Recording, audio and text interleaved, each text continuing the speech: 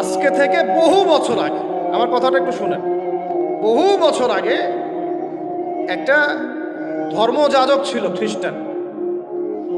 আমাদের ইয়াং জেনারেশনের সমস্যা কি, তারা সামনে একটা কিছু দেখলে দৌড় দিয়ে ওখানে যাওয়ার চেষ্টা করে। ওরা বুঝে না কিন্তু আসলে এটা আসলো কোত্থেকে, কে চালু করলো, কোত্থেকে আসলো, কি অবস্থা। ওটা 270 সাল কি 90 সালের কথা, অনেক আগের কথা। ওখানে একটা সেন্ট বলে এরা, যে সেন্ট মার্টিন আপনারা বলেন, এটাও একটা ধর্মযাজকের নামেই। আপনারা তো অনেকে জানেনও না যে সেন্ট মার্টিন দিবসও আছে। সেন্ট মার্টিনও কিন্তু দিবস আছে, প্রত্যেক ধর্মযাজকের নামে পশ্চিমরা দিবস তৈরি করছে আর কি। সেন্ট মার্টিন দিবস কবে জানেন আপনারা? 11 নভেম্বর। কত তারিখ?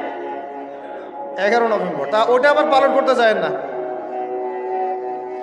বললাম যে বলতে চাই নাই, তা বলে ফেললাম। প্রত্যেক সেইন্টের নামে ওরা এরকম করে একটা দিবস বানায়, ওদেরকে স্মরণীয় করে রাখার জন্য। কথা বুঝতে পারছেন? আমরা কি কখন আবু বকর দিবস বানিয়েছি? ওমর দিবস বানিয়েছে? ইসলামে বদর দিবস বলে কিছু আছে, উহুদ দিবস আছে, মক্কা বিজয়ের দিনও কি আমরা বিজয় দিবস পালন করি? ইসলামে আছে ঈদ উল ফিতর, ঈদ উল আজহা। কি আছে? ঈদ উল ফিতর, ঈদ উল আজহা আছে। আমাদের আশুরা আছে, মুহররম আছে, ওখানে ইবাদত আছে।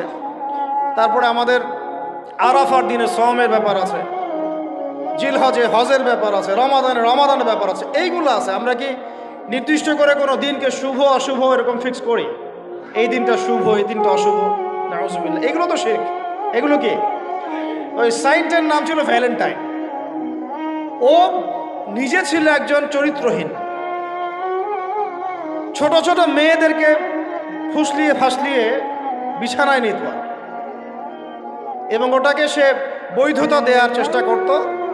ওদের জেনারেশন, ওদের প্রজন্ম তো এরকমই, দেখেন না আপনারা?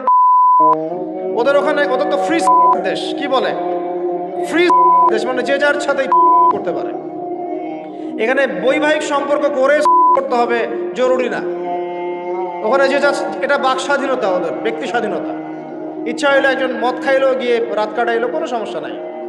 ইচ্ছা হইলে একটা ছেলে একটা ছেলের সাথে রাত কাটাইলো, কোনো সমস্যা নাই। ইচ্ছা হইলো একটা হিজড়ার সাথে রাত কাটে, কোনো সমস্যা নেই।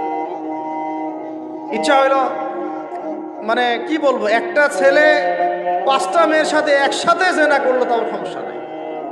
5টা ছেলে মিলে একটা মেয়ের সাথে জেনা করলে কোনো সমস্যা নেই। এইগুলো আরো ভিডিও করে করে করে করে ইন্ডাস্ট্রি বানাইছে এরা। ওই ইন্ডাস্ট্রির নাম দিয়েছে পর্ন ইন্ডাস্ট্রি। কি ইন্ডাস্ট্রি? Porn industry. এগুলো যেগুলো অনলাইনে দেখানো হয়, এগুলো কোনোটা বাস্তব না, রিয়েল না, এগুলো শুটিং করা। এগুলো কি জাস্ট যেমন নাটক সিনেমা আপনারা দেখেন শুটিং করা, এগুলো কি বাস্তব? স্ক্রিপ্ট লেখা হয়, 10টা ক্যামেরা থাকে, লাইট ক্যামেরা অ্যাকশন, তারপর শুটিং শুরু হয়। ঠিক পর্ন ইন্ডাস্ট্রিটা এরকম একটা ইন্ডাস্ট্রি, এটা কোনো রিয়েল কিছু না। ওইটা সারা দুনিয়ার মানুষকে এরকম নগ্নতা ছড়িয়ে দিয়ে ইন্টারনেটের মাধ্যমে প্রত্যেকটা দেশে দেশে পুরা দুনিয়া ছড়াই দিল। এই হলো এই সভ্যতা। ওই সভ্যতার এই ছিল সাইন্ট বলা হয়, মানে সেন্ট ধর্মযাজক। জেনা করত, এর বৈধতা দেওয়ার চেষ্টা করত। তো ওই সময়ে যে রাষ্ট্রপ্রধান ছিল, ওর নাম সম্ভবত ক্ল্যাডিয়াস না কি জানি হবে, আমার মনে নাই, অনেকদিন আগের পর। মেবি দ্বিতীয় ক্ল্যাডিয়াস হতে পারে, নামটা ভুলও হতে পারে, দেখে নিয়েন চেক করে। এ আবার ছিল একটু সৎ।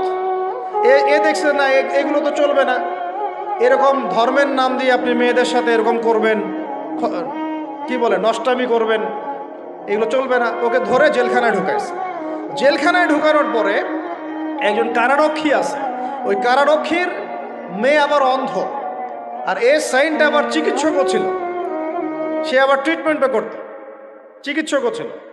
তো সে চিকিৎসা করে করে ওই মেয়েটার চোখ কিছুটা ভালো করে দেয়। পরে ওই মেয়ের সাথেও আবার জেনায় লিপ্ত হয়। এরপরে একে ফাঁসি দেওয়া হয়। এরও প্রায় 200 বছর পরে, 400 মনে হয় 90 সাল কি 93 সালের দিকে এসে ওই পরের জেনারেশনের কোন এক রাজা, ওর নামও ভুলে গেছে, এগুলো মনে রাখতেও চাই না, আসলে মনে রাখার বিষয় নয়।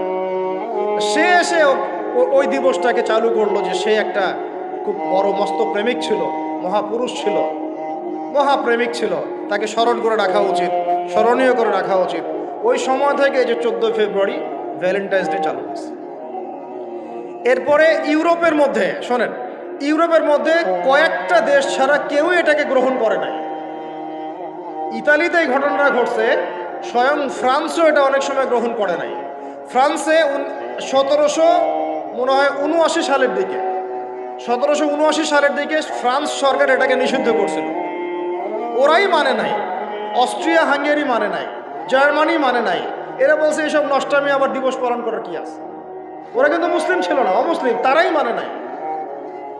তারপরে মধ্যপ্রাচ্যের অনেক কান্ট্রি তো মানেই নাই, পাকিস্তানও মানে নাই, ইন্দোনেশিয়াও এটা হারাম ব্যান করছে, অনেক কান্ট্রি এটাকে ব্যান করে দিচ্ছে।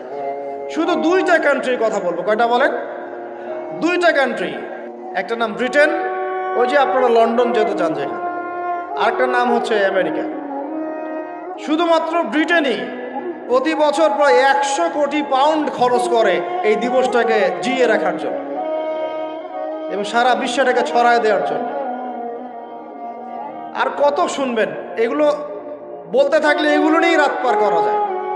মূল কথাটা হচ্ছে এটা আসলে থাকে, কিন্তু সভ্যতার অনেক বড় বড় রাষ্ট্র এটা গ্রহণ করে নাই, গ্রহণ করে নিয়েছে তোমরা যুবক ছেলেরা, যুবতী মেয়েরা গ্রহণ করলা, তোমরা যারা মুসলিম কান্ট্রির ছেলে মেয়েরা গ্রহণ করলা, তোমরা যারা আল্লাহ তোমাদেরকে মুসলিম পরিবারে জন্ম নেওয়ার তৌফিক দিয়েছিলেন।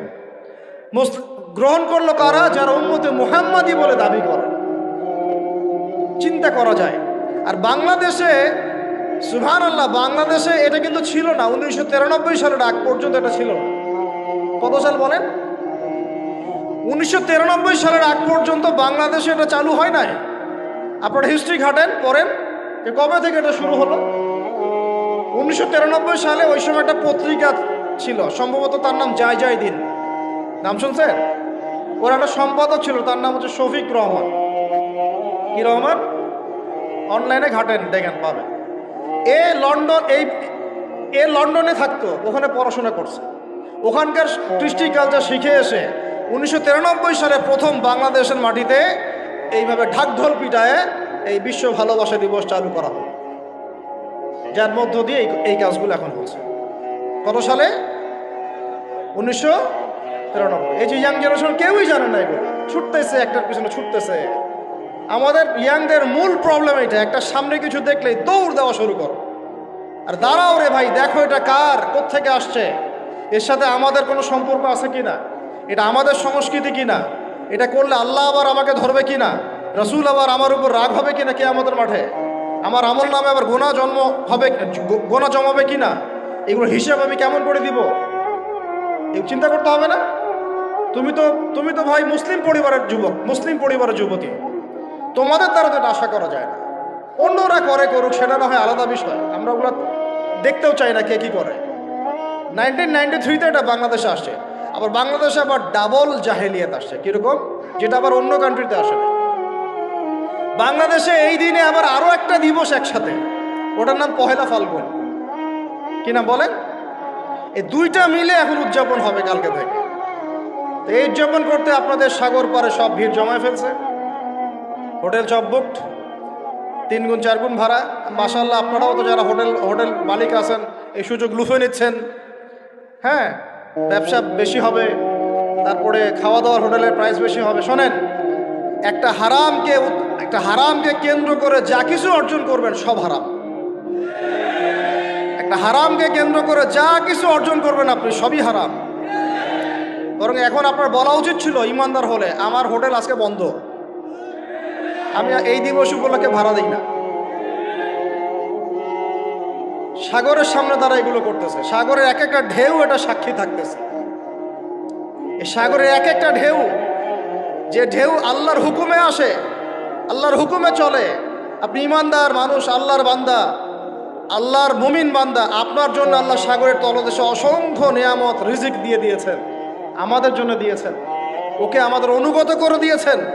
দাঁড়ান আপনি তার সামনে, ও বিনয়ের সাথে আপনার পা ধুয়ে দিবে। সাগর বিনয়ের সাথে আপনার কি করবে? পা ধুয়ে দিবে। আর এই সাগরকে আল্লাহ যদি কোনোদিন বলেন এইখানে এরকম এই অশ্লীলতা হয়েছে, বেহায়াপনা হয়েছে, জেনা হয়েছে, ব্যভিচার হয়েছে, সমকামিতা হয়েছে, এই সাগর তুমি এই সমস্ত এলাকাবাসীকে ধ্বংস করো, কি করবেন সেদিন? ঠেকাতে পারবেন? আমি কারোকে সন্তুষ্ট করার জন্য কথা বলছি না, আর কারো অসন্তুষ্টির পরও আমি করছি না। যেটা হক সেটা আমাকে বলতে হবে, কারণ যদি আমি না বলি ওই গজব আসলে আমি সদ্য ধ্বংস হয়ে যাব। আল্লাহ পাক চাইলে এক দিনের মধ্যে এমন সুনামি দিতে পারেন, পুরা কক্সবাজার কেন বাংলাদেশ পানির তলে চলে যেতে পারে।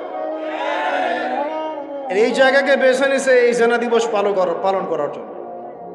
চিন্তা করেন কার ক্যারেক্টার, কার আদর্শ এটা ফলো করতেছে। আল্লাহ পাক কোরআনে বলেছেন, লাকাদ কানা লাকুম ফি রাসূলিল্লাহি উসওয়াতুন হাসানা, তোমাদের মধ্যে আল্লাহর নবী মুহাম্মদ সাল্লাল্লাহু আলাইহি ওয়াসাল্লামের মধ্যেই আছে সর্বোত্তম আদর্শ। আর এই দিবস পালনের মধ্য দিয়ে আপনারা ওই সেন্ট ভ্যালেন্টাইন্স ওর আদর্শ ফলো করতেছেন। বলি নাউযুবিল্লাহ। হাদিসে নবীজি বলছেন, আল মারউ মা'a মান আহাব, যে যাকে ভালোবাসবে। অন্য হাদিসে আসছে যে যে কম যার সাদৃশ্য অনুসরণ করবে তার সাথেই তার হাসর হবে। তাহলে আপনারা তার সাথে হাসরের প্রিপারেশন নিতে থাকেন। কার সাথে হাসর করতে চান চিন্তা করা যায়। আনাস রাদিয়াল্লাহু আনহু বলতেন যে আমি আল্লাহর নবীকে ভালোবাসি, আমি আবু বকরকে ভালোবাসি, আমি ওমরকে ভালোবাসি রাদিয়াল্লাহু আনহুম আজমাইন। যদিও আমার আমল তাদের মতো নয়, তারপর আমি আশা করি এই ভালোবাসার খাতিরে আল্লাহ তাদের সাথে আমাকে হাসর করাবে। চিন্তা করা যায়। আজকে একটা হাদিস পড়ছিলাম যে কিয়ামতের মাঠে শহীদরা পর্যন্ত ঈর্ষান্বিত হবে, নবীরা ঈর্ষান্বিত হবে একদল মানুষকে দেখে, যে আল্লাহ পাক তাদেরকে নূর দিবেন, চেহারা আলোকিত হয়ে থাকবে। তারা শহীদ হয় নাই, তারা নবীও ছিল না, বরং তারা তাদেরকে দেখে ঈর্ষান্বিত হবে। আল্লাহ পাক বলবেন, এরা আমার সেই সব বান্দা যারা একে অপরকে মহব্বত করতো শুধু আমার সন্তুষ্টির জন্য। আর আমরা জেনাকে মহব্বত নাম দিয়েছি। এখন আমি এই জায়গাটা থেকে একটু ভিতরে যাই। দেখেন 1993 সালে এটা চালু হওয়ার পর থেকে কি হলো, আসলে হলোটা কি দেখেন। হলো মানে কি, একটু মনোযোগ দাও আমার দিকে তোমরা ইয়াংরা। যখন এটা লাইসেন্স পেয়ে গেল, পৃষ্ঠপোষকতা পাচ্ছে, তখন আসলে হচ্ছেটা কি। একটা জিনিস লাইসেন্স ছিল না, পৃষ্ঠপোষকতা ছিল না, মানুষ অল্প কিছু মানুষ করতো, সেটা আলাদা বিষয়। আর যখন একটা বিষয় মানে আপনি ঢাকঢোল পিটায় উদযাপন করতেছেন, তখন এটা একটা কি পেয়ে যায়, একটা আনুষ্ঠানিকতা পেয়ে যায়, একটা লিগালাইজড হয়ে যায় জিনিসটা। মনে হয় যে ওটাই মনে হয় করণীয়, ওটা যারা করছে না ওরাই মনে হয় ব্যাকডেটেড, এমন হয়ে যায় বিষয়টা। হলো কি তারপরে হলো ছেলে মেয়েদের ফ্রি একটা মিক্সিং শুরু হয়ে গেল। ছেলে মেয়ে মানে আল্লাহ পাক যে বলেছেন যে তোমরা দৃষ্টি নিচু করো, এটা যে কোরআনে আছে যে একটা গায়রে মাহরামের দিকে চোখ পড়লে যদি খারাপ চিন্তা চলে আসে চোখটা কি করো, নিচু করো, ছেলে হোক মেয়ে হোক। এই আয়াত কোরআনেই পড়ে থাকলো, চোখ নিচু করো তো দূরের কথা, চোখে চোখ রেখে এখন কিস করতেছে মনে করেন বিষয়টা, তাই না? কথা কি বুঝতে পারেন? আল্লাহ পাক কোরআনে বলছেন, আমি শর্ট করে বলতেছি যেটা আপনাদের টাইমটাও মানে একটা ফ্যাক্ট, আপনারা বাসায় গিয়ে পড়ে দেখবেন। আল্লাহ পাক কোরআনে বলেছেন, ওয়ালা তাকরাবা হাযিহিশ শাজারা। একটু বোঝার চেষ্টা করেন। এই কথাটা আল্লাহ পাক বলেছেন আমাদের পিতা এবং মাতাকে, আদম আলাইহিস সালাম এবং হাওয়া আলাইহিস সালামকে। দেখো তোমরা জান্নাতের সব জায়গায় ঘোরো, খাও, কোনো সমস্যা নাই। ওয়ালা তাকরাবা হাযিহিশ শাজারা, এই গাছে উঠবা না, কথাটা এমন না। এই গাছের পাতা ধরবা না, কথাটা এমন না। এই গাছের ফল টান দিও না, কথাটা এমন না। এই গাছের ছায়ায় বসিও না, কথাটা এমন না। আল্লাহ পাক বলছেন ওয়ালা তাকরাবা, এই গাছের কাছেও, আরো জোরে বলেন, এই গাছের কাছেও যেও না। ফল খাওয়া তো দূরের কথা, গাছে উঠা তো দূরের কথা, গাছের নিচে বসা তো দূরের কথা, কাছেও সেম কথা আল্লাহ পাক সূরা বনী ইসরাঈলের মধ্যে বলছেন, ওয়ালা তাকরাবুজ জিনা, তোমরা জিনার কাছেও। বলা হয় নাই যে তুমি দেখা সাক্ষাৎ করো না, ভ্যালেন্টাইন্স ডে পালন করো না, তথাকথিত তুমি ওর হাত ধরো না, তুমি ওর দিকে খারাপ নজর তাকিও না, তুমি শখ করো কিন্তু মানে বিশেষ কাজটা করো না, তার সাথে অন্তরঙ্গ মিলিত হয়েও না, এগুলো বলা হয়নি। কি বলা হচ্ছে? ওর কাছেও। আর আমরা এখন কাছে কাছে যেও না আল্লাহ কোরআনে বলেছেন, আর সমাজ বলতেছে এটাই হলো কাছে আসার গল্প। এটা কি কাছে আসার? তাহলে কোরআন একদিকে যাচ্ছে, সুন্নাহ একদিকে যাচ্ছে, আপনার ইসলাম একদিকে যাচ্ছে, আল্লাহ একদিকে, রাসূল একদিকে, সমাজ। তাহলে নিঃসন্দেহে এই সমাজের উপর আল্লাহর বরকত নাজিল হবে, আল্লাহর রহমত আসবে। এটা বোঝার চেষ্টা করেন। এরপরে কি হলো? 93 পর থেকে ফ্রি মিক্সিং বেড়ে গেল। এখন দিবস পালন, আপনি তো পরিবারের পিতামাতাও মেনে নিচ্ছে যে আরে এটা তো ছেলে মেয়েরা এখন করেই, সমস্যা কি? ফ্রি মিক্সিং বেড়ে গেল। ফ্রি মিক্সিং বাড়া মানেই জেনা বাড়া। এখন অবৈধ সম্পর্ক বেড়ে গেল। কেউ এটাকে জেনা মনেই করবে না। 500 টাকা 1000 টাকা দিয়ে জেনা করা যায় এক রাতের জন্য। জেনা হয়ে গেল সহজ, একদম সহজ। যেই জেনার কারণে সমাজে এমন মহামারী নেমে আসে, এমন রোগ নেমে আসে যেটা আগে কখনো ছিল না। কিছুই না, দেখেন সামনে আরো কি আসতেছে। ওটা তো কিছুই ছিল না। শুধুমাত্র জেনার কারণে, বেহায়াপনার কারণে, সমকামিতার কারণে এবং অশ্লীলতার কারণে আল্লাহ পাকের পক্ষ থেকে এমন এমন রোগ ব্যাধি আসে, বালা মুসিবত আসে, যে আগে কখনো পৃথিবীতে আসে নাই। তা আমাদের সবার প্রস্তুতি গ্রহণ করা উচিত। ভ্যাকসিন বানাইতে থাকেন এখন থেকে। প্রস্তুতি মানে কি? প্রস্তুতি মানে ভ্যাকসিন। প্রস্তুতি মানে এটা নিবে না যে এগুলো থেকে আমরা দূরে থাকি, তওবা করে ফিরে আসি। এটা ওদের কাছে প্রস্তুতি না। প্রস্তুতি মানে গজব আসুক, দেখা যাবে, ভ্যাকসিন নিব তখন দেখা যাবে। সমুদ্র ঢেউ আসুক, আশ্রয় কেন্দ্র বানাবো, ওখানে গিয়ে থাকবো, দেখা যাবে। সুনামি আসলে দেখা যাবে যে যে এলাকা উঁচু, ওই এলাকায় সব মানুষকে গিয়ে রাখবো।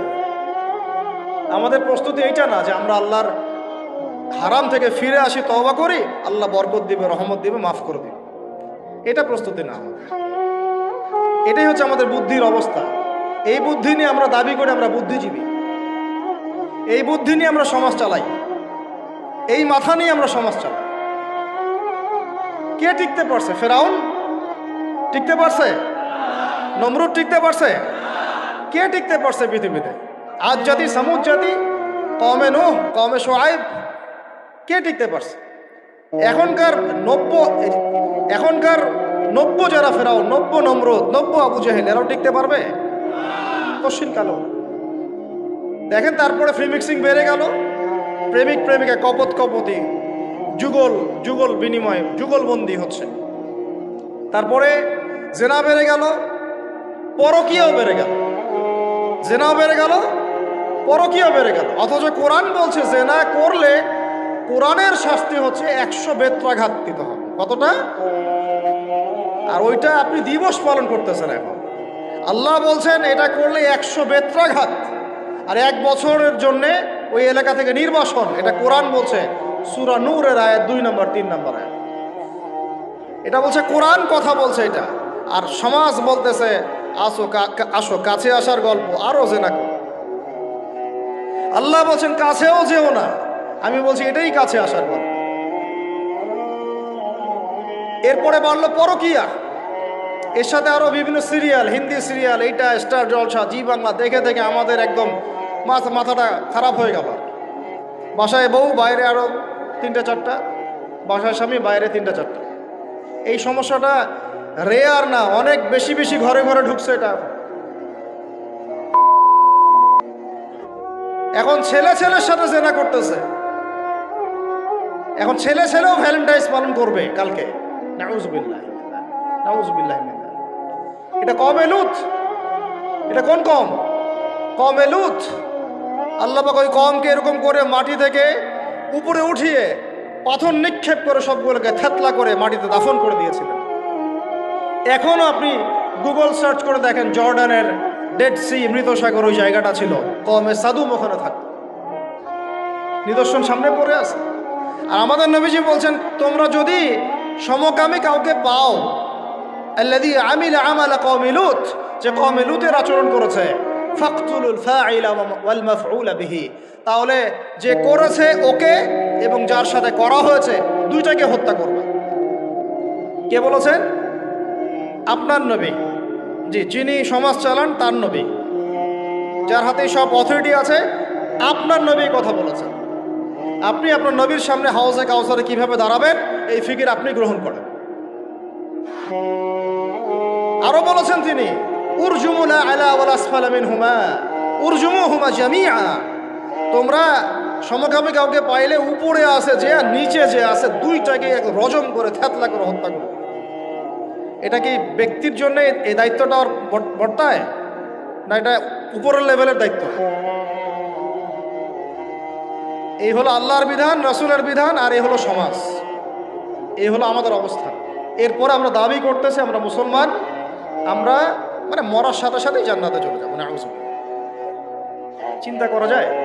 আমরা দাবি করতেছি আমরা মুহাম্মদ সাল্লাল্লাহু আলাইহি ওয়াসাল্লামের উম্মত, আমরা তার হাতে হাউজে কাউসারও চাই, তার সুপারিশও মানে প্রত্যাশা করি, আর পুরো জীবনটা উপর থেকে নিচ পর্যন্ত তার বিরুদ্ধাচরণ করে চালাচ্ছে।